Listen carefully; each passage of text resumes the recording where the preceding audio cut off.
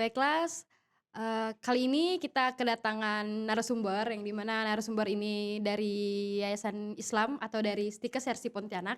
Sebelumnya saya selaku host ingin memperkenalkan diri, yaitu saya Cisi, saya selaku host, untuk podcast hari ini, yang di mana narasumber saya ini ada Mbak Cika dan juga Mbak Abel. Silakan untuk Mbak diperkenan untuk memperkenalkan diri.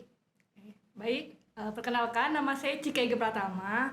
Saya mahasiswi Stikes Sersi Pontianak, S2A Keperawatan. Oke, perkenalkan nama saya Melvida Sari, saya juga dari Stikes Sersi Pontianak. Dan sama seperti Mbak Cika tadi, kelas A semester 2 Keperawatan. Baiklah, untuk kesibukannya Mbak-mbak sekarang ini apa ya kalau boleh tahu? Apakah ada Sibuk program? kuliah aja sih. Ya, UAS, menyelesaikan UAS, sibuk nongkrong. Lagi akhir-akhir mau ujian. Oh ya, Iya. libur-liburnya ya. Ya, ujung-ujung. Baiklah, di sini saya akan melakukan memberikan pertanyaan. Kan yang akan kita bahas yaitu tentang daruratnya mental health pada remaja. Yang ingin saya tahu, apa sih yang Mbak-mbak tahu tentang definisi mental health atau definisi stres yang Mbak-mbak tahu lah. Boleh? Saya dulu. Dari siapa dulu nih? Menurut saya kesehatan mental itu di mana seorang individu merasakan, bertindak, berbuat ya tentang menyangkut kejiwaan psikologis dirinya. Jadi secara individu kesehatan mental.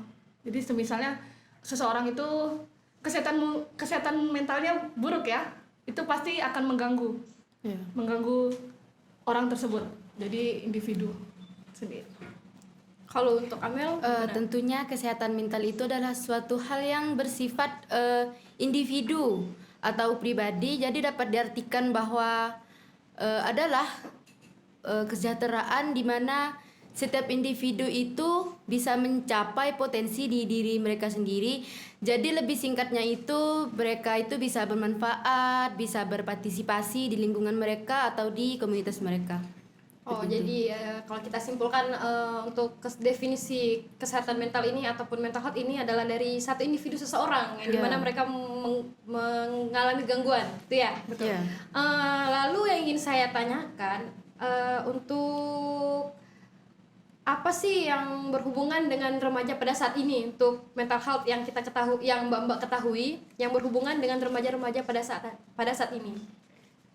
Pastinya remaja mengalami gangguan kesehatan mental. Kenapa? Kita ambil saja contoh untuk teknologi atau media sosial. Wah, itu sangat berpengaruh sekali ya untuk kesehatan mental. Di mana kita tahu sebuah gadget itu pasti banyak media sosial. Siapa sih tidak tahu? Kita sebutkan saja ya, TikTok, Instagram, YouTube, WA, Line, Game. dan lain sebagainya. Ya, game juga ya. Itu semakin seseorang tersebut merasa ingin menonton atau melihat tanpa memikirkan waktu jeda, itu tuh lama-kelamaan akan menjadi terbiasanya yang buruk.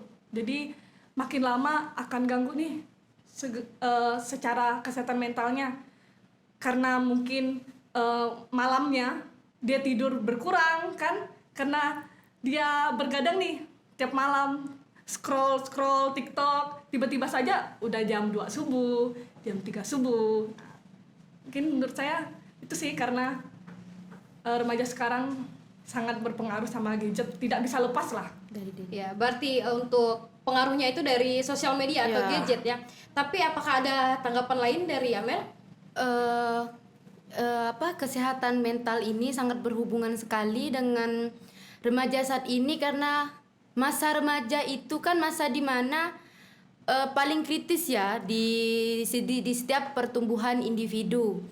Banyaknya tekanan, terus mungkin mereka mau masuk kuliah, SMA, juga dipengaruhi oleh sosial budaya mereka, lingkungan, keluarga mereka, seperti itu. Mungkin sangat berpengaruh di usia remaja. Berarti untuk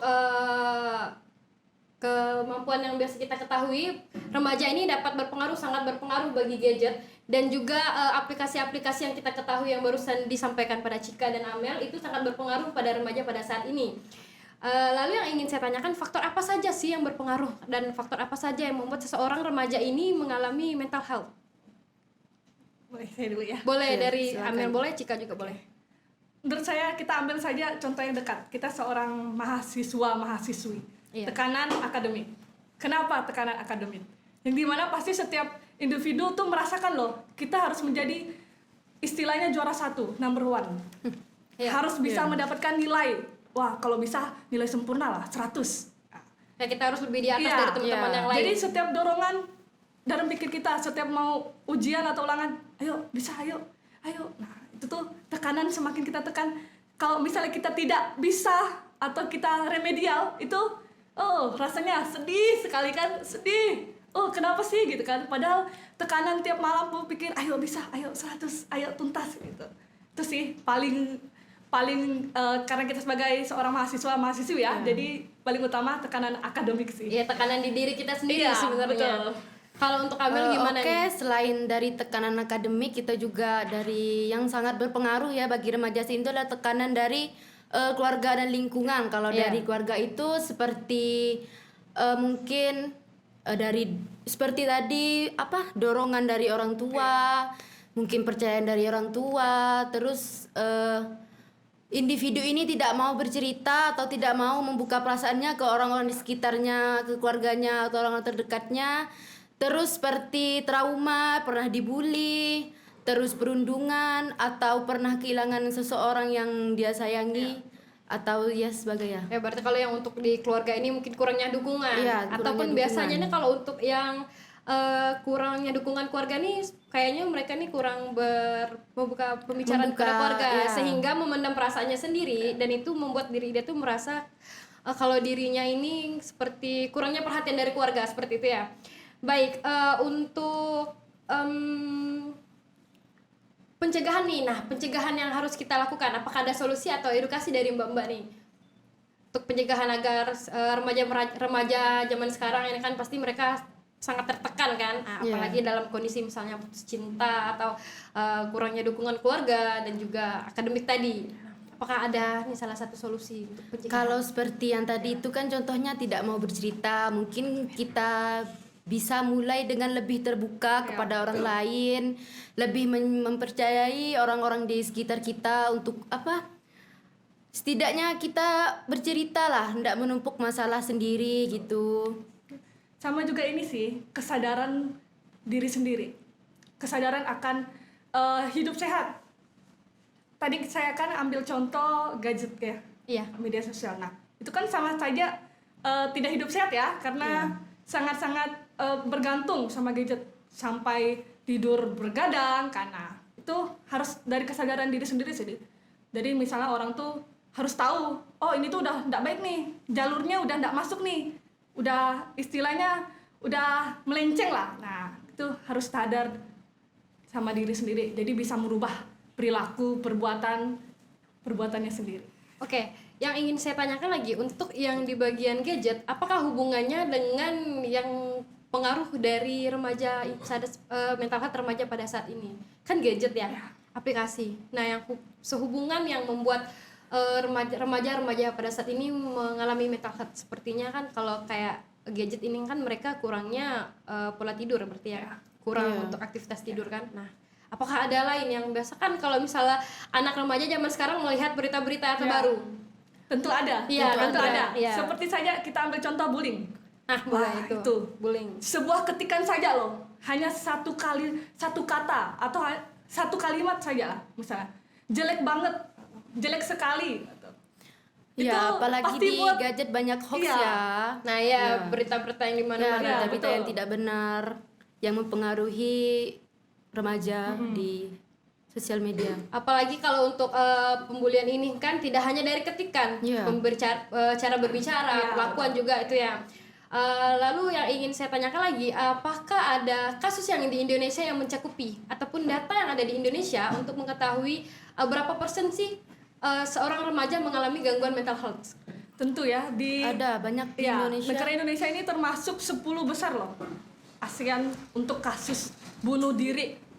Bahkan untuk di umur 15 sampai 24 itu tercatat sudah ada 6,2%.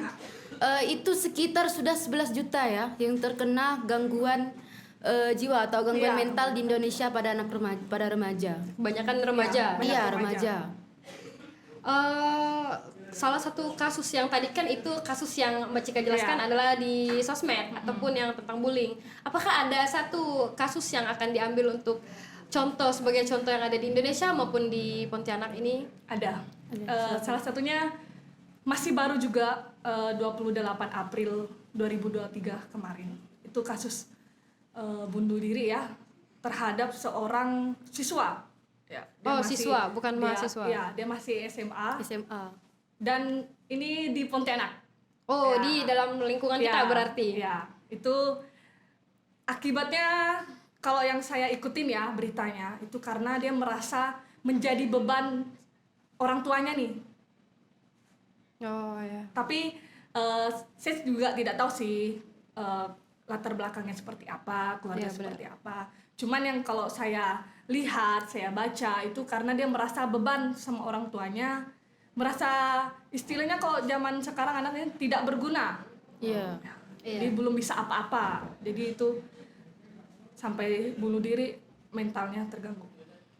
Baiklah, itu salah satu contoh yang diambil sama Cika dan Amel, yaitu tentang kasus bunuh diri, yang dimana kasus ini terjadi pada daerah kita yaitu di Pontianak, yang dimana seorang anak ini atau remaja ini melakukan percobaan bunuh diri karena kurangnya perhatian ataupun dukungan dari keluarga, teman maupun dari kerabat terdekat. Jadi untuk mbak-mbak ini, apakah ada saran untuk remaja-remaja pada saat ini?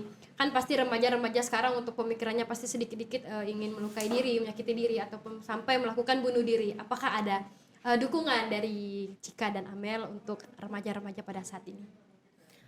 Indonesia mungkin kurangnya media untuk mereka mencari ilmu tentang kesehatan mental. Mungkin bisa dimulai dari itu, seperti edukasi ya, dari kita anak-anak kesehatan. Terus silakan Cika. Sama juga ini sih, jikalau siapapun saja ya merasakan saya ini lagi banyak masalah, lagi depresi. tidak tahu mau cerita sama siapa, ungkapkan saja. Sama dengan orang terdekat yang kamu percayai, tidak perlu banyak kok, cukup satu orang saja. Jadi jangan hanya kamu memendam, akhirnya kita tidak tahu ya kapan kita bisa melakukan hal tersebut, tapi jangan sampai, saya harap Iya, jangan sampai. benar. Karena pasti setiap orang, remaja atau siapapun pasti merasakan tekanan batin. Ya, pasti setiap orang tuh memiliki tekanan batin. Jadi harus itu sih, harus istilahnya kalau kita zaman sekarang curhat. Iya, Iya, jadi kalau untuk sekarang ini kalau ada apa-apa jangan sungkan untuk Iya. berbicara atau terbuka sama teman terdekat. Kalau kita mau bercerita, kalau ada sesuatu yang profesi, jangan salah berbicara dengan teman, karena kita tidak tahu apakah teman kita ini dapat menyimpan rasa kita atau tidak. Jadi kalau misalnya ada apa-apa, teman-teman sekalian boleh untuk tidak sungkan bercerita kepada teman-teman. Baiklah, untuk podcast pada hari ini lumayan juga ya kita membahasnya ke arah yang luar biasa. Terima kasih untuk Amel dan Cika yang telah memberikan masukan yang baik dan penjelasan yang lumayan cukup lengkap. Mungkin sampai sini saja. Terima kasih untuk teman-teman. Sampai jumpa.